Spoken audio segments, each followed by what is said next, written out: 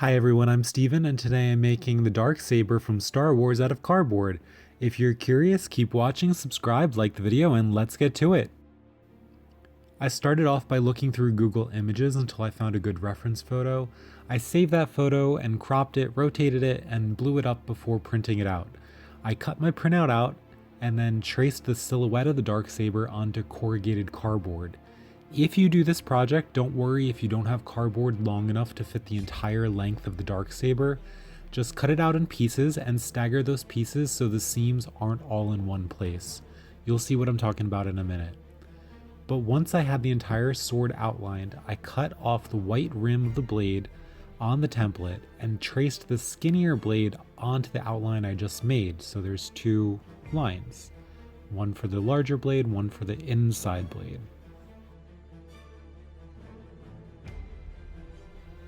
I cut the entire thing out and used that cardboard piece to trace it onto some cereal box cardboard.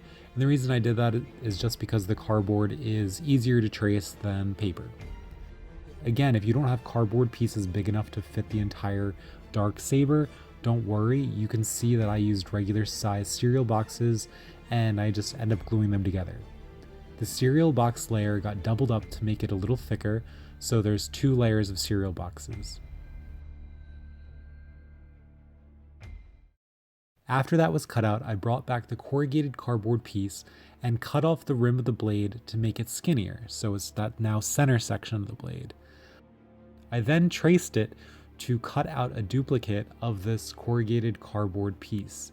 So in summary, I had two layers of corrugated cardboard and two layers of cereal box cardboard of the entire Darksaber. These layers all got sandwiched together with the cereal box cardboard between the two layers of the corrugated cardboard.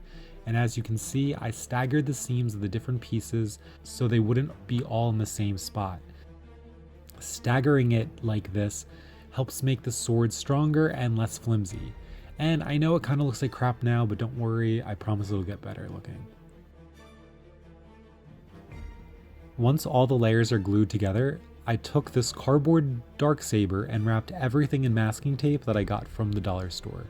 I made sure that the tape was laid out as smoothly as possible, and I kept it firm to help avoid any bumps. Be careful around the blade, it's obviously not sharp, but you don't want to bend it. The tape will angle and create a point when you pull it over the cardboard. I mentioned this in the video where I made Sokka's boomerang from Avatar: The Last Airbender, but if you keep the tape firm, it will naturally come to a point due to the different heights of the corrugated and cereal box cardboard. When the entire sword is covered, it'll look like this. See? A pointed edge. Now remember the printout I used to make the silhouette of the Darksaber? I chopped off the blade because it's time to focus on the handle. I drew some lines onto the printout to help make the design a little bit clearer since the image was kind of pixelated. Drawing it by hand helped give me a better idea of what the handle of the Darksaber should look like. I also cut out pieces from the printout to use as mini templates for all the different pieces I had to cut out. And off to the side, I also always had pictures of the Darksaber up on my laptop to help remind me of what the Darksaber looked like. So the width of these raised up bands. I cut off a rectangle from the template and traced it onto cereal box cardboard. I used a ruler to make a lot of strips, cut them out, and then used super glue to glue them into place. Every so often I use the template to help keep me on track with the placement of certain details, but I really wasn't too strict about that since I don't mind if it isn't completely TV show accurate. However, I consistently used a ruler to keep my cut lines as straight as possible, and each of these designs, which are mainly just rectangles, got a minimum of 4 layers of cereal box cardboard. Some of them got a little bit more, some of them got a little bit less, but I just wanted to make it all kind of an even height. Whenever the strip would wrap around the edge of the handle, I would pinch it or fold it to help the cardboard form an angle. This kind of took a long time, so just be aware that it takes a while if you want to make this Darksaber for yourself. Craft foam would definitely be easier since it wouldn't require all these multiple layers. Anyway, I just kept going and adding different pieces and layers, occasionally matching it up with a printout that I was still loosely using as a template. I will say that I do wish I made either the top of the handle thicker or the blade thinner, just to give it the staggered step look that the handle has in the cartoons and in The Mandalorian. But at this point, I really liked how it was turning out, so I didn't want to make any changes. After all of the layers were glued on with super glue, I plugged in my glue gun, and as that was warming up, I used some paper to sketch out the little edge that sits right underneath the blade that's on a slant. And yep, I used that printout again, even though it was completely ripped apart by now. When I cut out a shape that I liked, I traced it onto some corrugated cardboard and made sure that the corrugation lines would allow me to bend it, so it would bend easily right along the corrugation line. I hot glued that on and made sure it was completely dry before painting it. And just so you know, to prevent the folded, bent portion from unfolding and just falling flat, I added a thin line of hot glue in that crease. It's super easy and now it won't fall flat.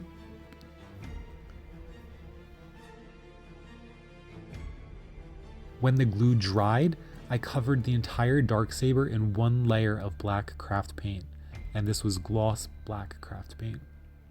I just squirted on and made sure to give it an even layer, and if you do this project, make sure that the paint stays smooth. You don't want any bumps or pools of paint, especially on the handle, because that's supposed to look really flat and metallic. And speaking of metallic, I then used some silver metallic craft paint to lightly paint the handle. I made sure to leave some black accents on the handle to help make the silver really pop. And this is why all those layers are important and all these little gaps, because between the gaps will remain black and then the raised up portions get silver and it ends up looking kind of cool. And although paint is really fun, I know that this is probably the part that you guys have all been waiting for. How do I make the Darksaber glow?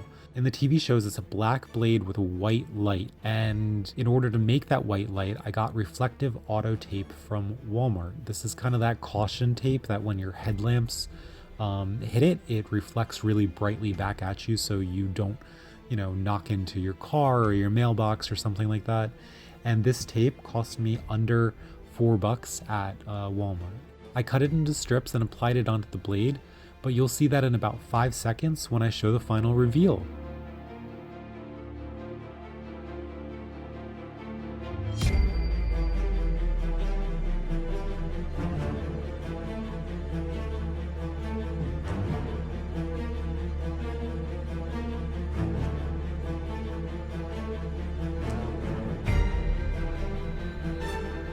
So there you have it, the Darksaber from Star Wars Clone Wars, Rebels, and The Mandalorian, completely made from cardboard, tape, and glue.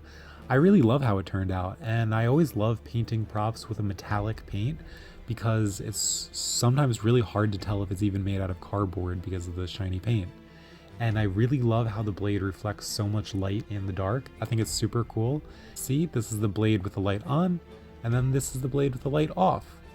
It's super bright and reflective, and it's actually very similar to how the first lightsabers were made in the original trilogy, using reflective materials. Okay, so how would I do things differently? I would buy an extra roll of reflective tape to add in the illuminated lights on the handle, or maybe I would even cut them out somehow with an X-Acto blade or something like that. But an extra roll of tape would allow me to decorate the other side of the blade a bit more because I ran out. I also would add a little bit of glue underneath the tape because although the adhesive is pretty sticky, it was coming up in some parts, so I really had to push it down and hold it down in order for the adhesive to stick. But overall, I really like it, and I hope that you guys like it too. If you liked it, I'd really appreciate it. If you would like this video and subscribe to my channel, it really helps me out a lot. Thanks for watching, and talk to you soon, everyone. Bye-bye. For Mandalore!